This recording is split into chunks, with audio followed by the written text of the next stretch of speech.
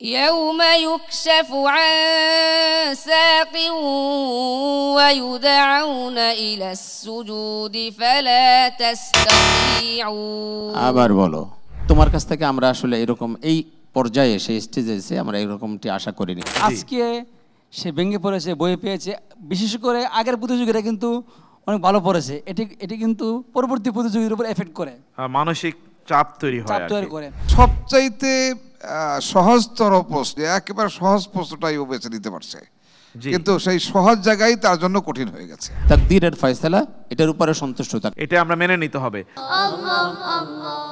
এবার স্টেজে আমন্ত্রণ জানাবো ঢাকার তাহফিজুল কোরআন ওয়াস সুন্নাহ মাদ্রাসার ছাত্র হাফেজ মোহাম্মদ তলহাকে আল্লাহ আল্লাহ আল্লাহ আল্লাহ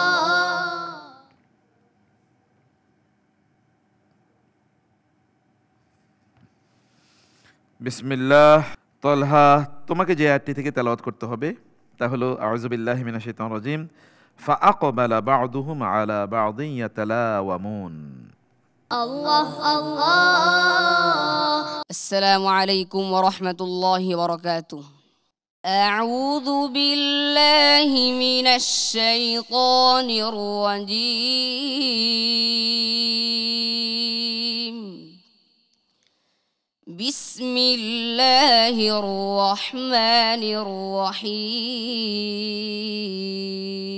الرحيم فأقبل بعضهم على بعض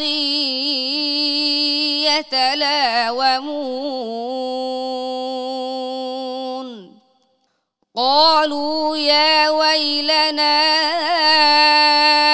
إنا كنا طاغين عسى ربنا أن يبدلنا خيرا منها إنا إلى ربنا راغبون كذلك العذاب ولعذاب الآخرة أكبر لو كانوا يعلمون إن للمتقين عند ربهم جنات النعيم أفنجعل المسلمين كالمجرمين ما لكم كيف تحكمون أم لكم كتاب فيه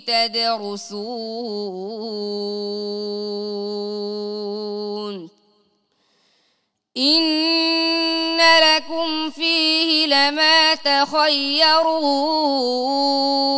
تخيرون أم لكم أيمان علينا بالغة إلى يوم القيامة سلهم আবার বলো আমলাকুম আইমানুন আলাইনা আমলাকুম আইমানুন আলাইনা বালিগাতুন আরে আমি তো বলে দিচ্ছি সেখান থেকে বলতে পারো না নাকি আমলাকুম আইমানুন আলাইনা বালিগা আমলাকুম আইমানুন আলাইনা বালিগাতুন ইলা ইয়াউমিল কিয়ামাহ ইন্না লাকুম লামা তাহকুমুন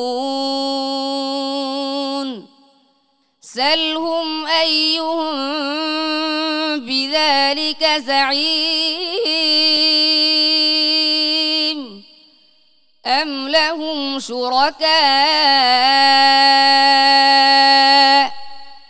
فليأتوا بشركائهم إن كانوا صادقين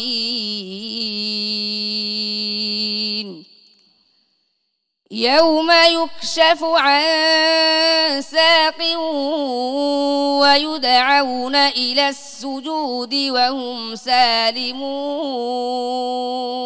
আবার বলো يوم يكشف يوم يكشف عن ساق ويدعون إلى السجود فلا تستطيعون আবার বলো يوم يكشف يوم يكشف عن ساق ويدعون إلى السجود فلا يستطيعون خاشعة أبصارهم ترهقهم ذلة وقد كانوا يدعون إلى السجود وهم سالمون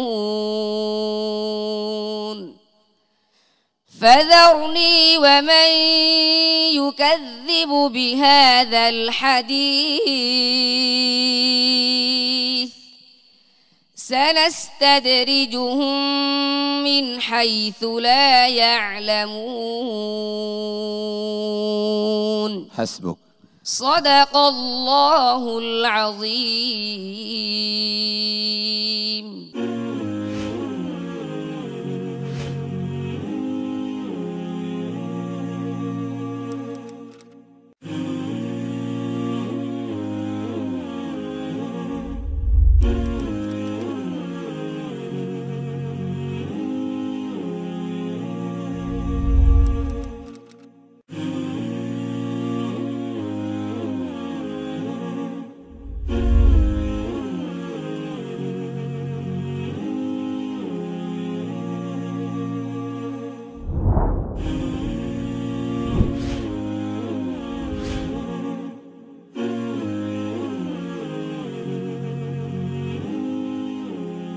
তুমি তো ঠিক করনি তলহা। আমরা যাই নাজির মাহমুদ ভাই আপনার কাছে। ওর যে তেলাওয়াত, আমরা কিন্তু সে চ্যাম্পিয়ন হবে যারা তাদের মধ্যকার একজন বলে আমরা তাকে মনে করতাম, কিন্তু আজকে সেই যেই বিষয়টা আমার মনে হলো একটু তার আত্মবিশ্বাসের একটু সংকট ছিল, একটু প্রথম থেকে আমাকে তাকে কনফিউজড মনে হয়েছিল। আপনি একেবারেই ঠিক ধরেছেন, মানে আপনি হাফেজদেরকে নিয়ে 16 বছরে মানে ঘাটাঘাটি করতে করতে আপনার নখদর্পণে চলে আসছে, বিষয়টি সেরকমই। আর এই যে মানে শেষের দিকের বা প্রথম দিকের এই সহজ মনে হয় এই সূরাগুলো বা এই পৃষ্ঠাগুলো, না খুবই কঠিন, খুবই কঠিন। ওরা অনেক সময় দেখা গেছে এগুলো পড়ে না, এবং এই প্রশ্ন পাওয়ার পরেই আমার মনে হয় তার মধ্যে এই যে এইখান থেকে হয়তো তার সেইভাবে তেলাওয়াত করার সেই ছিল না, যার কারণে তার পড়ার মধ্যেও কিন্তু তার একটা ছাপ পড়েছে। পড়ার মধ্যে যে রিদম থাকা দরকার ছিল, যে ছন্দ থাকা দরকার ছিল, তা কিন্তু নাই। মানে গত পর্বগুলোতে সে আরো ভালো পড়েছে। সব মিলিয়ে তোমার কাছ থেকে আমরা আসলে এরকম এই পর্যায়ে সেই স্টেজে এসে আমরা এরকমটি আশা করিনি। কারণ হলো, কোথায় আসছো তুমি এখন? সারা বাংলাদেশের হাজার হাজার ছাত্রদের মধ্যে থেকে আমরা 30 জন বাছাই করছি। 30 জনের মধ্যে থেকে তুমি 15 জন, এই 15 জনের মধ্যে তুমি একজন, এরপরে টপ 10 হচ্ছে, টপ 10। সুতরাং তোমার কাছ থেকে আরো ভালো কিছু আমরা আশা করেছিলাম। তাকদীরের ফয়সালা, এটার উপরে সন্তুষ্ট থাকা। আমি গত বছর একটা ছেলের কথা আমার মনে আছে, সে যখন বাদ পড়ে সে বলে আলহামদুলিল্লাহ। এটা হলো সবচেয়ে মানে সাংঘাতিক একটা, আল্লাহর উপর যে তার তাওয়াক্কুল, বিশ্বাস, এটা বড় একটা ভাষা। বাদ পড়ছে, আপনি বললেন যে তুমি এই পর্ব থেকে তোমাকে বিদায় নিতে হবে, সে বলছে আলহামদুলিল্লাহ। মাশাআল্লাহ। নাজির ভাইয়ের কথার সাথে আমি একমত। তার তেলাওয়াত কিন্তু এর আগের পর্বগুলোতে আমরা শুনেছি, অনেক ভালো, অনেক মজা। আজকে সে ভেঙে পড়েছে, বই পেয়েছে, বিশেষ করে আগের প্রতিযোগীরা কিন্তু অনেক ভালো পড়েছে। এটি কিন্তু পরবর্তী প্রতিযোগীর উপর এফেক্ট করে, মানসিক চাপ তৈরি হয়, চাপ তৈরি করে। সে যদি চাইতো আরো ভালো পড়তে পারতো। আমরা ঠিক শুনতে চাচ্ছি একটু আতাউল আল মামুনের কথা। আমি নাজির ভাইয়ের সাথে এবং নেসার ভাইয়ের সাথে একমতই, কিন্তু আসলে আল্লাহ পাকের পক্ষ থেকে প্রত্যেকের জীবনের একটা সীমাবদ্ধতা আছে। জি, আল্লাহ পাক হয়তো বা চাইছেন এই পর্যন্ত সমাপ্ত হতে পারে, বা এটা পরে রেজাল্টে দেখা যাবে। তো এই জন্যই হয়তো বা সবচাইতে সহজতর প্রশ্ন আমরা দুজন আলাপ করতেছিলাম যে একেবারে সহজ প্রশ্নটাই ও বেছে নিতে পারছে, কিন্তু সেই সহজ জায়গায় তার জন্য কঠিন হয়ে গেছে। আল্লাহ সুবহানাহু ওয়া তাআলা চাইলে তাই হয় যে আমরা আসছি মহিবুল আইল বাকি আপনার কাছে। শুধু সহ যত হেফজ করেছে কোরআন শরীফ, তাদের কাছে আমার অনুরোধ থাকবে, আমার জন্য আল্লাহ যেটা সিদ্ধান্ত নেই, আমাকে আমি যতটুকু চিনি, আমার মাওলা আমার থেকে আমাকে বেশি চিনে, সেজন্য আমার মাওলা আমার জন্য যেটা সিদ্ধান্ত নিছে সেটাই উত্তম নিছে। এটা আমরা মেনে নিতে হবে। জি Tariqullah Akanda, head of programme of Bangla Vision. আমি তার জন্য শুভকামনা জানাই। আর ওস্তাদগণ যেভাবে বলেন নিশ্চয়ই সে এর থেকে শিক্ষা অর্জন করবেন এবং তার ভবিষ্যতে দিস ইজ নট এন্ড। তুমি এরকম অনেক আমাদের নজির আছে যারা একটু হোঁচট খেয়েছে কিন্তু তারা চ্যাম্পিয়ন হয়ে গেছে, তারা চ্যাম্পিয়ন হয়েছে বা আবার পরবর্তী বছর বা অন্য কোনো আসরে খুব ভালো করেছে, এমনও নজির অভাব নেই। তোমার জন্য অনেক শুভকামনা। বহু আছে, বহু। অনেক ধন্যবাদ। শফিকুল ইসলাম, আপনার কথা। জি শেখ তারেক ভাইয়ের সাথে আমি একমত পোষণ করছি। ও তো জীবনের শুরু মাত্র, অনেক সময় আছে ইনশাআল্লাহ। আশা করি সে পরবর্তী অনেক ভালো করবে ইনশাআল্লাহ। ইনশাআল্লাহ। স্যার হিজবুল্লাহ স্যার, আপনার কাছ থেকে তাফসীর শুনবো। তবে আজকের যে ঘটনা সে আমাদের সামনে উপস্থাপন করেছে সূরাতুল কালাম।